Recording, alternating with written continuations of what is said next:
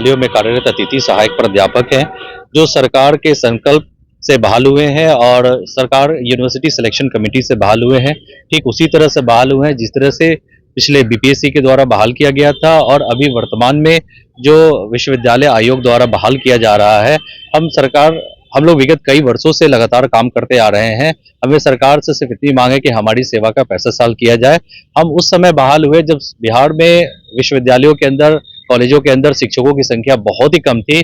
हम लोगों ने शिक्षा को जीवित करने का काम किया, शिक्षा को पटरी पे लाने का काम किया, हायर एजुकेशन को दुरुस्त करने का काम किया। तो सरकार हमारी कार्य को, हमारी सेवा को, हमारे समर्पण को देखते हुए हमें 65 साल करे, हमारे भी जीवन का, हमारे भी भविष्य का सुरक्षा करे।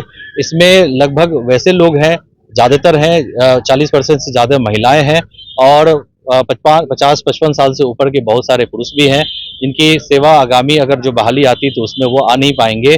तो कम से कम आखिर वो करेंगे तो क्या करेंगे। दूसरा चीज, हम लोगों से भी सरकार ने एफिडेविट भी ले लिया है, तो उस एफिडेविट की वजह से हम आगे कहीं काम भी नहीं कर सकते हैं और हम अब दूसरा किसी काम के लायक भी नहीं बचे हैं, क्योंकि हम लंबे समय से यही काम करते आए हैं और यही काम मुझे सबसे ज्यादा पसंद है और यही काम करने में मुझे अच्छा लगता है। तो सरकार की तरफ से सरकार को हम यही कहना चाहेंगे, सर हमें यही काम करने दिया जाए और हमारे सेवा का समायोजन करके हमारे भविष्य, हमारे बच्चों के भविष्य, हमारे परिवार का भविष्य, एक लोगों के पीछे लगभग 10 परिवार, 15 परिवार लोग रहते हैं, तो कम से कम हमारे पूरे परिवार के भविष्य की सुरक्षा की जाए।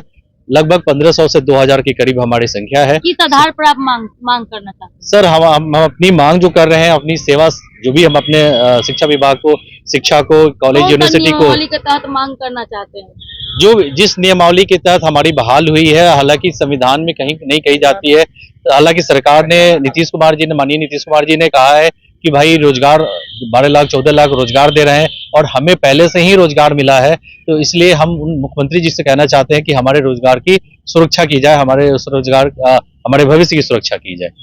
जिस नियमावली के तहत हुआ तो वो तो आपको फुलफिल हो रहा है ना। ये तो नहीं कहा गया है कि आपको जो नेक्स्ट नियमावली जो आएंगे उसके बाद जो आपको जो विगत जो है समायोजन की बात, तो उसमें तो जिस समय ज्वाइनिंग की तो उस समय तो ऐसा चीज तो नहीं। हमारी सेवा को, हमारे समर्पण को, हमारे भविष्य की सुरक्षा को लेके हम ये बात करें, हमारी भविष्य को सुरक्षा को देखते हुए माननीय मुख्यमंत्री जी हमारे अभिभावक हैं, हम लोग उनसे रिक्वेस्ट कर रहे हैं कि हमारे ये नम्र निवेदन कर सकते हैं, लेकिन जो अगर नियमावली अधिकार रूप से जो है वो तो आप नहीं कर सकते। नहीं, सरकार हमारे ऊपर सहानुभूति पूर्वक विचार करते हुए हमारी सेवा का समायोजन करे, हमें 65 साल करे, यही हमारी सरकार से मांग है। और अभी आगामी में बहुत सारे स्टेट में किया भी गया है, जिसमें सबसे उच्चतम हरियाणा का है, झारखंड में भी किया गया, पश्चिम बंगाल में भी है, हिमाचल में भी, अन्य राज्यों में भी किया गया है।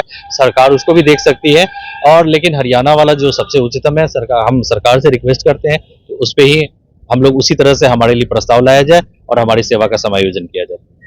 बहुत बहुत धन्यवाद।